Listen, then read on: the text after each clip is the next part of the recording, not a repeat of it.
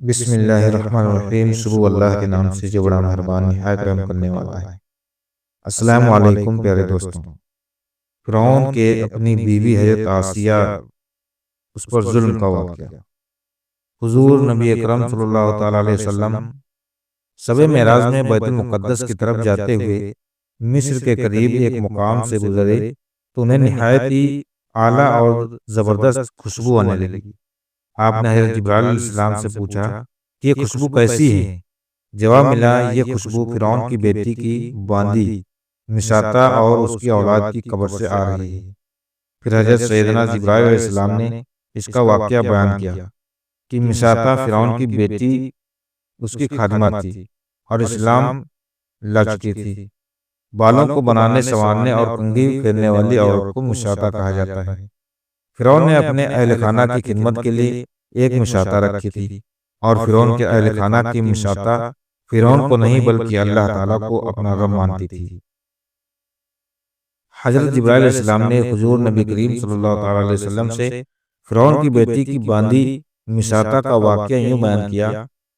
نشاطہ فرعون کی بیٹی کی خادمہ تھی اور اسلام لا چکی تھی۔ ایک دن نشاطہ فرعون کی بیٹی کے بالوں میں کنگھی کر رہی تھی۔ کنگھی کرتے ہوئے اس کے ہاتھ سے کنگھی گر گئی۔ نشاطہ اسے اٹھانے لگی تو اس کی زبان سے بے ساکھ بسم اللہ نکل گیا۔ اس پر فرعون کی بیٹی نے نشاطہ سے کہا کہ تم نے آج عجیب کلمہ بولا ہے، رب تو میرے باپ فرعون ہے۔ معاذ اللہ، تو نے کس کا نام لیا ہے؟ نشاطہ نے جواب دیا، فرعون رب نہیں ہے، بلکہ رب تو وہ اللہ ہے جو مجھے، تجھے اور خود فرعون کو روزی دیتا ہے۔ فرعون کی بیٹی نے کہا کہ اچھا، تو میرے باپ کے سوا کسی اور کو اپنا رب مانتی ہے؟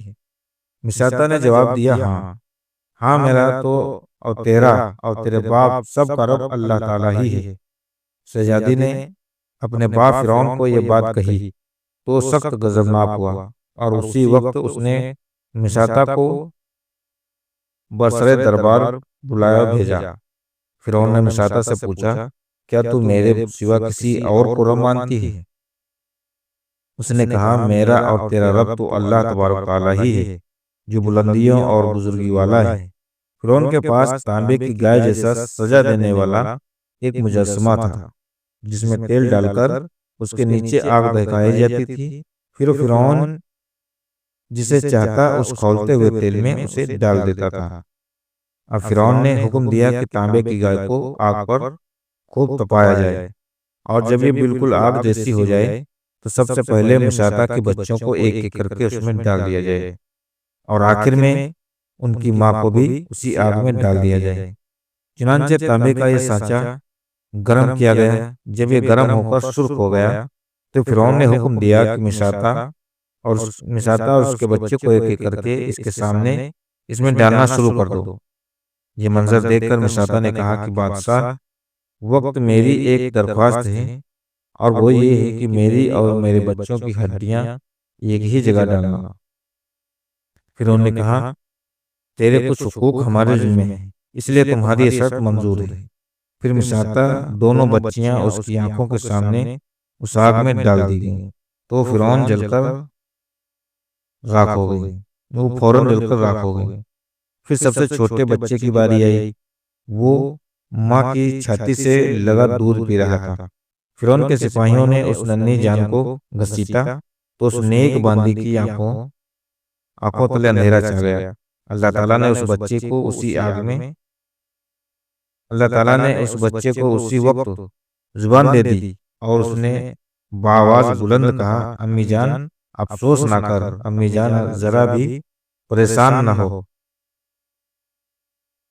حق پر جان دے رہا ہوں، سب سے بڑی نیکی ہے۔ چنانچہ یہ سنتے ہی نشاطہ کو صبر آ گیا، اور اس بچے کو بھی نشاطہ کے سامنے آگ میں ڈال دیا گیا، اور آخر میں ان کی ماں کو بھی اس کی آگ میں ملا کر مار دیا گیا۔ حضرت جبرائیل علیہ السلام یہ واقعہ بیان کرنے کے بعد بارگاہ رسالت میں عرض کرتے ہیں، یہ خوشبو کی مہک نشاطہ کے جنتی محل سے آ رہی ہے۔ حضرت عبداللہ ابن عباس رضی اللہ تعالیٰ عنہ فرماتے ہیں کہ 4 بچوں نے بچپن میں گفتگو کی ان میں سے ایک مشاطہ کا بچہ، دوسرا حضرت یوسف علیہ السلام کا گواہ، تیسرا جزیر کا ساتھی، اور چوتھے حضرت عیسیٰ ابن مریم علیہ السلام ہیں۔ فرعون نے اپنی باندھی مشاطہ اور اس کے بچوں کو حضرت موسیٰ علیہ السلام کے رب کو خدا ماننے پر زندہ تیل میں بھون دیا، مگر مشاطہ نے حضرت موسیٰ علیہ السلام کے رب کو نہ چھوڑا۔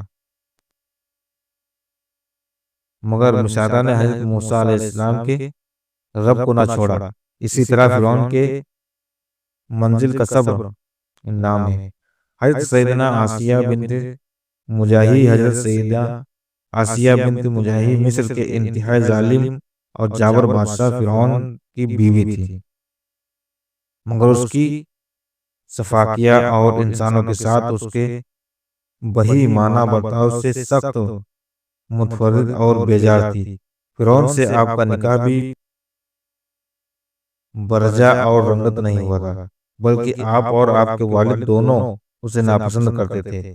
فرعون نے بادشاہ کے زور زبردست آپ سے نکاح کیا تھا، لیکن اللہ تبارک تعالیٰ نے حضرت آسیہ رضی اللہ عنہا کو اس سے محفوظ رکھا اور آپ کے قریب آنے پر قادر نہ ہوا۔ مشہور قول کے مطابق حضرت آسیہ رضی اللہ عنہا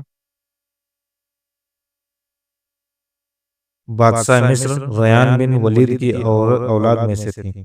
ان کا سلسلہ نسب اس طرح بیان کیا جاتا ہے: آسیہ بنت مجاہد بنت عبید بن ریاض۔ ریان بن ولید وہی شخص ہے جو حضرت سیدنا یوسف علیہ السلام کے زمانے میں بادشاہ مصر تھے اور حضرت یوسف علیہ السلام پر ایمان لے آئے تھے۔ حضرت سیدہ عائشہ بنت مجاہد رحمۃ اللہ علیہ نے حضرت موسیٰ علیہ السلام کے عہد تفتون بھی حاصل کی، اور کئی مرتبہ جب فرعون نے حضرت موسیٰ علیہ السلام کو شہید کرنے کا ارادہ کیا تو آپ نے حضرت موسیٰ علیہ السلام کی حمایت اور دفاعی سے باز رکھا۔ محترم مجھے دوستوں، یہ تھی آج کی ویڈیو جو آپ لوگوں کے سامنے میں نے بیان کی۔ امید کرتا ہوں کہ ویڈیو آپ لوگوں کو پسند آئی ہوگی، اور اگر ابھی تک ہمارے اس چینل پر نئے ہیں تو اس چینل کو سبسکرائب کر لیجیے، اپنے یار دوستوں میں شیئر ضرور کیجیے تاکہ ہر مسلمان کو دین کی جانکاری ملتی رہے۔ ہم ملتے ہیں اگلی ویڈیو میں، تب تک کے لیے اللہ حافظ۔